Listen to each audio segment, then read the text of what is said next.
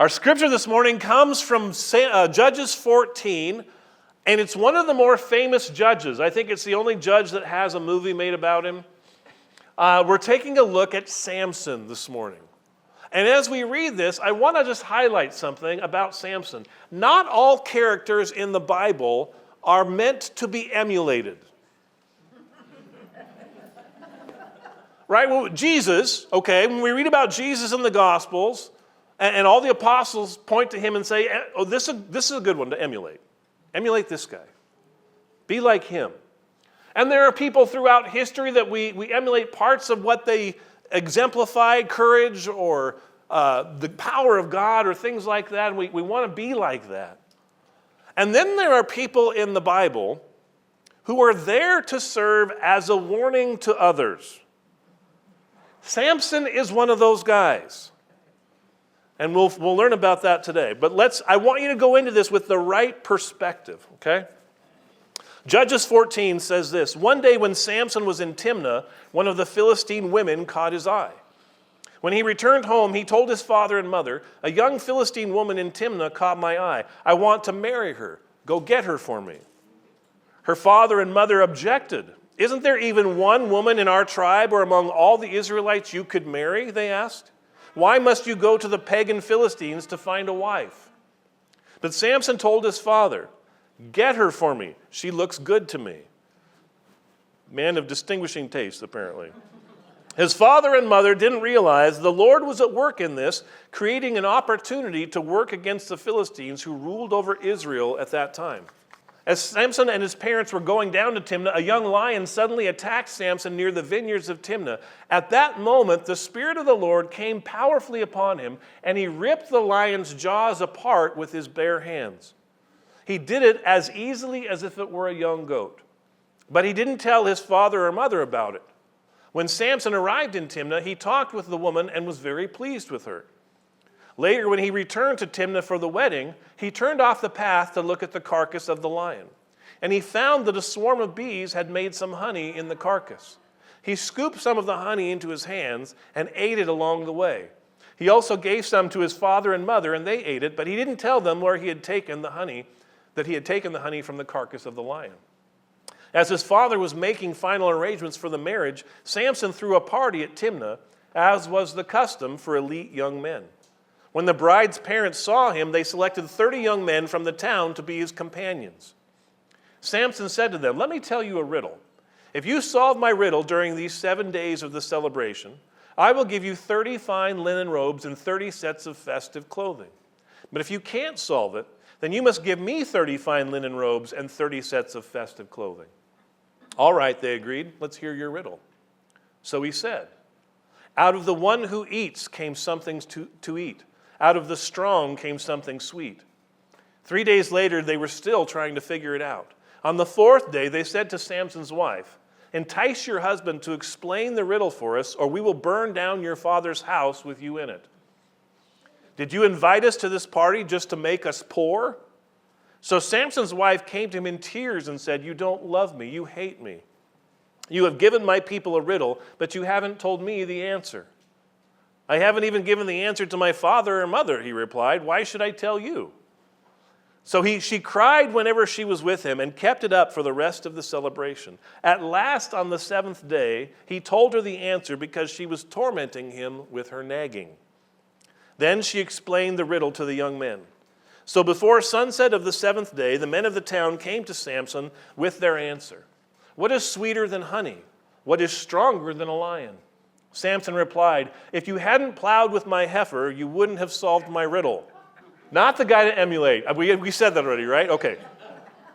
Then the Spirit of the Lord came powerfully upon him. He went down to the town of Ashkelon, which is a Philistine city, killed 30 men, took their belongings, and gave their clothing to the men who had solved his riddle. Oh, I just got to stop right there. I love the irony of this. White tunics and fine clothes. That's what he went to go get. And he gets that by killing the people wearing them and strips them of their clothes. What kind of shape do you think those clothes were in after Samson beats 30 men to death with his bare hands? What's the hardest thing to get out of white fabric? Blood, right? Anyway, I just find that really funny. He gave them their clothes all right. Anyway, and Samson was furious about what had happened, and he went back home to live with his father and mother. So his wife was given in marriage to the man who had been Samson's best man at the wedding. What could possibly go wrong?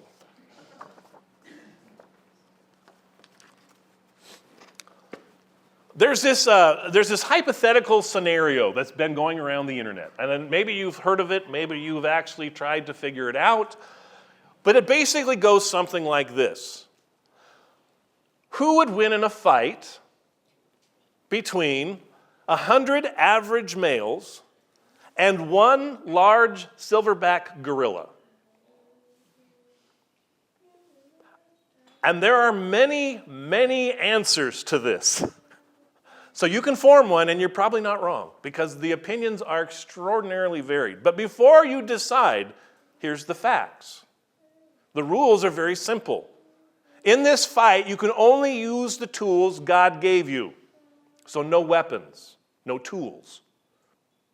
Just hand-to-hand combat. Here's where it gets interesting. Let's up the ante. Did you know? A large male silverback gorilla weighs between 450 to 500 pounds and can grow up to 6 feet tall. Not so imposing. Their arms are 2.5 meters long. Now, we're Americans, so nobody knows what a meter is. It's 7 feet long, arms. That's some reach if you're in a fight, right? They got reach by a lot. They are 18 times stronger than the average male and can deadlift and throw 1,800 pounds. And throw. I don't know how they figured this out, but they've done some experiments, apparently. A male silverback gorilla has a bite force of 1,300 psi. Now, in case you need a frame of reference for how strong that is, the human bite force is about 120 to 160. A pit bull's psi is 300. So a pit bull can lock onto you and hang on. A lion's bite is 650 psi. A silverback gorilla's bite force is twice the force of an adult male lion. They don't clamp on and hang on, they just chomp off. All right, now that you know the facts, who do you think would win between 100 average men and one silverback gorilla? Now, I said this is going around the internet, so somebody did the inevitable, right? They asked AI. They asked ChatGPT to solve this problem that is taking so much mental energy from America's youth, and apparently me. Here's what it came up with. The answer is, according to ChatGPT, yes, 100 average males could kill in a fight one large alpha silverback gorilla. But, it says, it would come at great cost, as in you don't want to be in the first, second, or third wave, basically. And the men would have to not succumb to the fear of facing down a raging silverback gorilla. They would have to maintain their courage and maintain coordination. Because if everything broke into chaos and fear, all of a sudden the 100 people, now they're just getting in each other's way. Everyone's running away. But if they're coordinated, he said, yes, but it would come at a great price. Now, why do I bring this up? Because this morning we're talking about strength as we look at Samson. And I would suggest that great strength comes at a great cost. And as we look at the life of Samson, we have to recognize that. Now, why does it bother us that Samson is kind of an anti-hero? Why does it bother us that he's not someone that we should be emulating? Why is he in the Bible? Here's the thing. This, I think, Samson's story particularly gets under our skin because we as Americans lionize strength. Right? We use it in all forms. We idolize athletes who are the biggest, fastest, strongest among us. We use strength in diplomacy abroad, across the world. We lionize strength. We love strength. And my concern is that we don't really understand what real strength is. And that's the question, isn't it? What is real strength?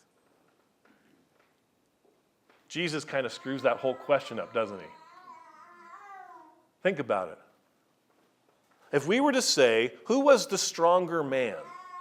Samson or Jesus? We won't put him in a fight because we're not going to do that. We're not going to make ChatGPT who would win in a fight between Samson and Jesus. But honestly, if you compared the two and said, which was the stronger man, would anyone pick Samson? Samson had inhuman strength, and he ruled Israel for 20 years and then died as a martyr. Jesus had the strength of character and the charisma and power of God in such a way that when he died as a martyr, his kingdom would have no end. It's been going on now for over 2,000 years and is spread across the world. Who was the more powerful man? What is strength really? Is real strength, does it come from our muscles or from our character? You see, in a lot of ways, Samson was incredibly weak. Incredibly weak. And that's, I think, what the authors are trying to get us to see. Incredible strength and incredible weakness combined in this one package that God somehow uses.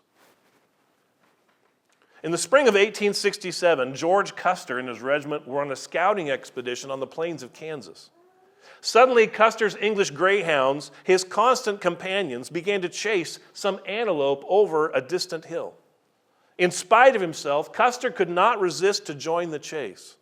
It was not long before the general, his horse, and his pack of dogs had left his regiment far behind.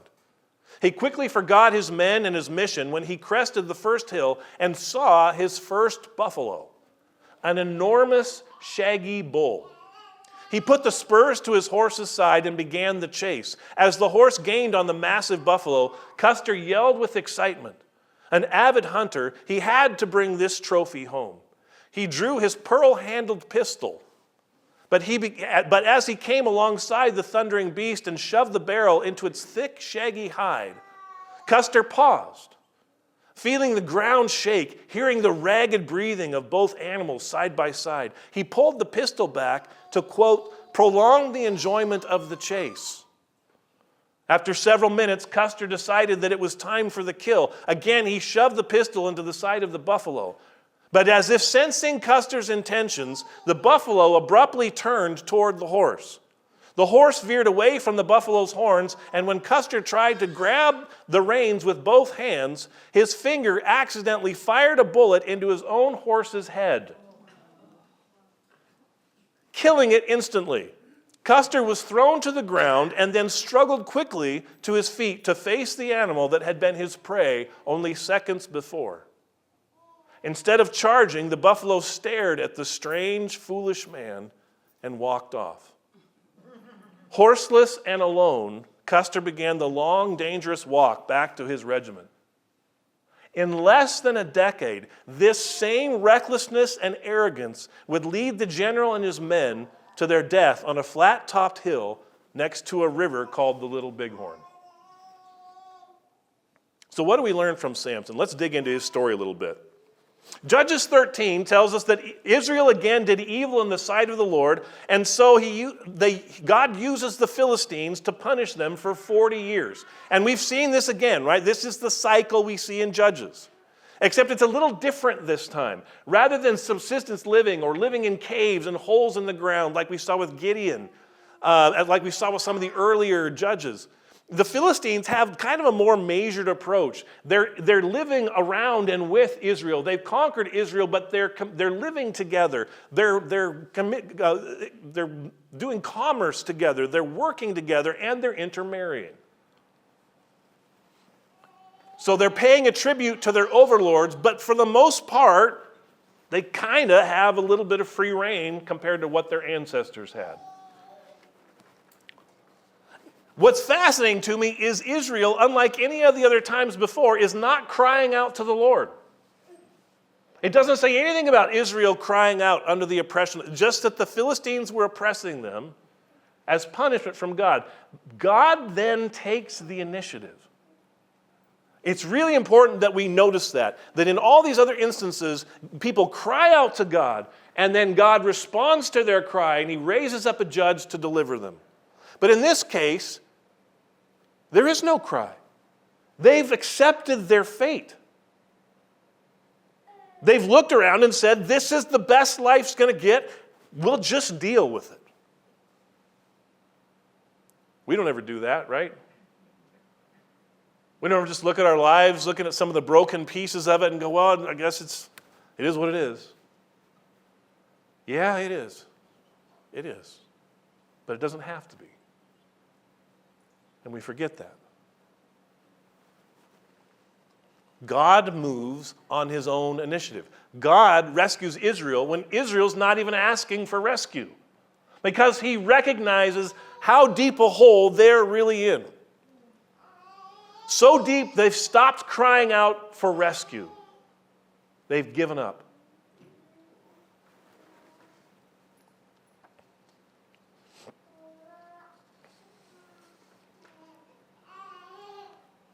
I think when it comes to God taking initiative, it's really important that we recognize this central truth that is hardwired into creation.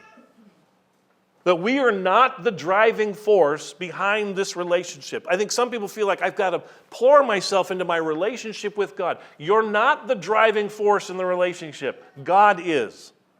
He is the initiator. You don't have to wave about in the dark, flailing your arms looking for him. He's looking for you. He wants to connect with you. God is the initiator. And there is nothing in all of creation, there's nothing in the spiritual realms, there's no power in the universe that can stop God from his redemptive plan in history. Because God is the one who takes initiative. We do what we do, God reacts. But God always is taking the initiative. God is directing this story. Not Vladimir Putin, not Donald Trump, not me, not you, not anybody. God is the author of this story, and he will write history. And the ending has been written already. It is an ending of redemption. Do we really get that? There is nothing on earth that can stop the redemptive power of God in our lives.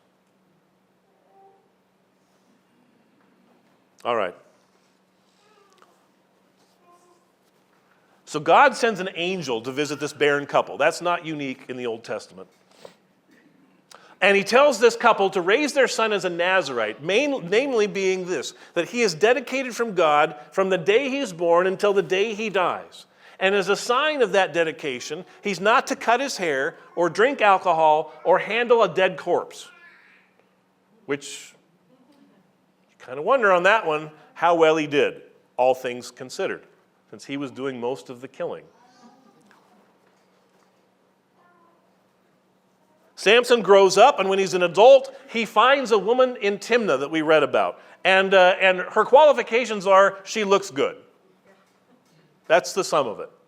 And we begin to see a little bit of the character of Sampson. He's impulsive. He's shallow. He's willing to marry a Philistine woman, even though his parents, who are the ones who arrange marriages, say, no, no, no. Surely there's someone else. What got Israel in trouble in the past over and over and over again? Intermarrying with these pagan families and adopting the pagan way of doing things and the pagan gods and the pagan religions. Raising their children in the pagan ways and not in the ways of God.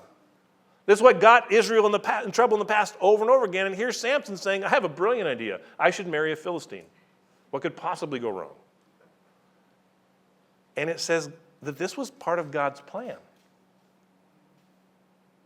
That this was part of God's plan to use Samson to punish the Philistines for their oppression of Israel. That creates a moral problem. Think about it.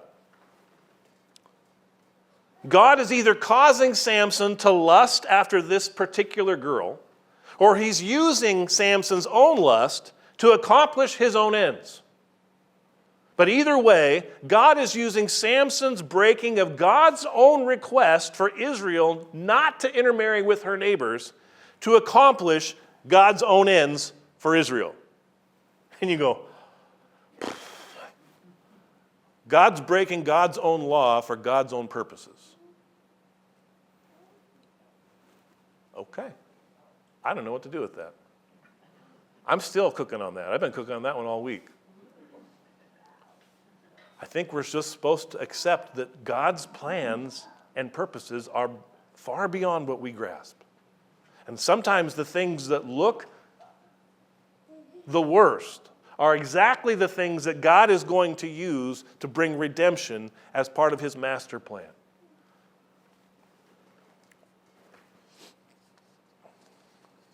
All right, so we read about the party and the lion. Remember, lions have a bite force of 650 psi. So Samson is at least strong enough to shred a lion while it's trying to bite down on him with a 650 psi bite grip. Dude is strong, right? Really strong. So after the party, Samson goes home to go back and live in the basement at his parents' house. And his wife has been married to another man, but he doesn't know this. So at grain harvest, he takes a goat, because that's what every woman wants, and he travels to Timnah to go see his wife. And he tells her father, I'm here to see my wife, I'm here to sleep with her. Here's a goat for her. And the father has the uncomfortable position of explaining to Samson that she's no longer his wife because he married her off to his best man at the wedding. And Samson is furious. And he says, you have no idea what I'm going to do to the Philistines now, to your people. And he leaves. Doesn't do anything to the father, doesn't do anything to the daughter. But he goes and he gets 300 foxes. He ties their tails together during grain harvest, mind you. And he lights the torches on fire and sends them running through the wheat fields, the barley fields, the vineyards, and the olive groves of the Philistines. And they create a massive wildfire and destroy the harvest. Somebody's got to pay. And when the Philistines figure out what has really happened here, they figure out it was Samson, and they go to his ex-in-laws and say, what happened? And his father-in-law does the dumb thing and tells the truth. This is why I married off my daughter to another guy, and so Samson got mad. And so they said, well, that's easy to fix, so they burned down the house that this man and his daughter are in with them in it. It's a favorite pastime of the Philistines, apparently.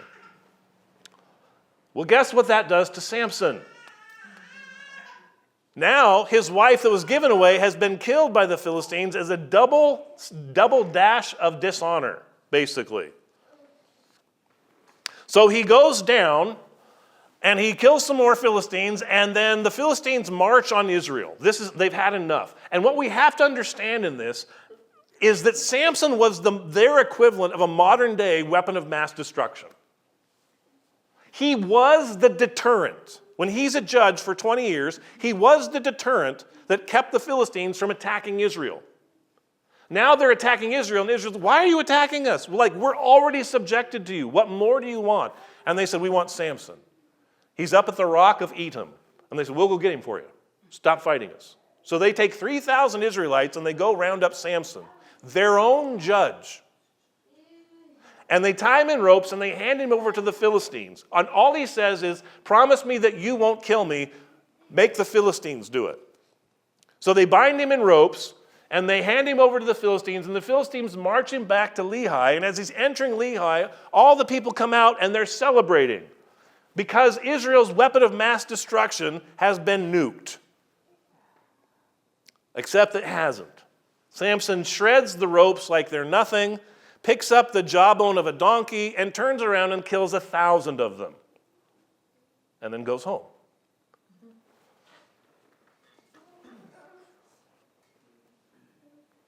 Then he meets Delilah. Later, much later. He meets Delilah. And the Philistines realize that Israel's weapon of mass destruction has an Achilles heel. He has a kryptonite. And his kryptonite is Philistine women. And so they pressure Delilah, and you know the story. She hounds him and hounds him and hounds him. And when he finally gives up, he tells her the truth. My strength is from my hair. It's never been cut. I'm a Nazarite.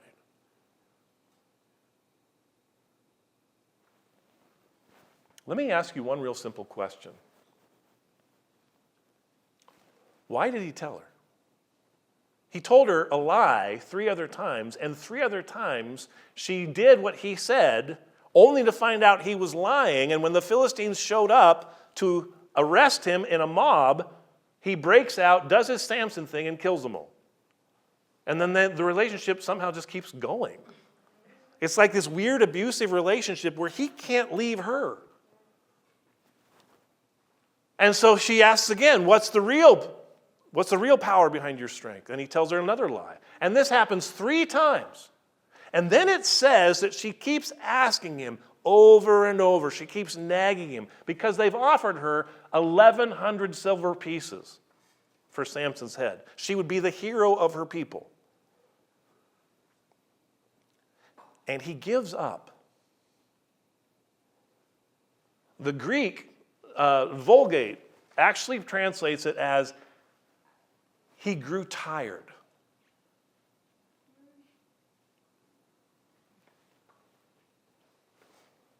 Here's the thing about Sampson. Character matters. Character matters. In the end, Sampson will pray to God one last time for his strength to return as he's tied to the foundational pillars of the temple to Dagon in Gaza, the Philistine stronghold. And God will grant his request, and he'll bring the temple down, killing all the Philistines there and himself. And it's going to say, and in that 3,000 that he kills in his final act, he killed more than he did the whole rest of his time as a judge.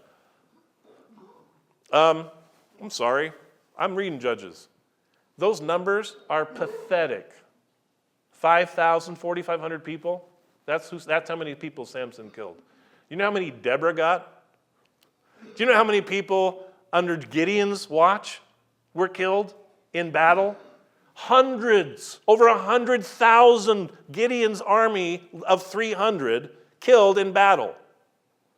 5,000 is not a good number for a judge of Israel. And you know what he does when he prays for this? He prays for God to give him the strength, not for the sake of his people or for the honor of God, but because they gouged his eyes out, because they made him blind. It's revenge. And if you look at the history of Samson, not once as the judge of Israel does he stand up or lead Israel. He only goes on these individual, anti-hero crusades that are all about his own self and his own honor. Samson's kryptonite wasn't Philistine women. Samson's kryptonite was he had no character. There was a deep flaw in his character. And when God poured power into that, it was like pouring power into a power converter or a transformer that's got a crack in it. And when you overload it with power, something's going to blow. Character matters. I think the reason is very simple. Why character matters. Why our real strength is not found in our muscles, but in our character. Because evil cannot be avoided. Pain cannot be avoided. But how we endure those things matters a great deal. Do we reflect the character of Jesus, and can we address the flaws that we find in one another with grace and humility?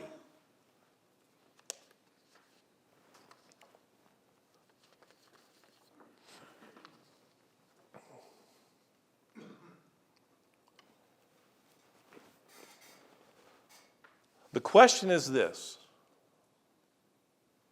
if real power is found in Jesus, in the strength of character that we find in Christ, if that's real strength, then that's what we should be hoping for and emulating in our life. If we want to live lives that are strong, that are powerful lives, that are vital lives, and not just go through life kind of kicking the can as we go, but living lives of meaning and purpose, then we need the power of God, and the power of God is not he-man strength, it is impervious character. It is the character that we find in Jesus. The theological term for this is called sanctification, and what it means is that God is at work in you through the Holy Spirit, that if we'll listen to the leading of the Holy Spirit, He's going to chisel all those rough edges off. And when we're done, when it's all finished, we're going to stand back and we're going to look and we're going to say, that looks nothing like me. It looks just like Jesus. Like, that's the goal, right? For us to be more like Jesus. Because we recognize that's what real strength is. I think we can, I think we have to. Because God is on the move in this world. He is writing the last chapters of human history. And He's calling us to join Him in this redemptive kingdom that He's formed. The question is simply this: are you in? Are you in? That's the question.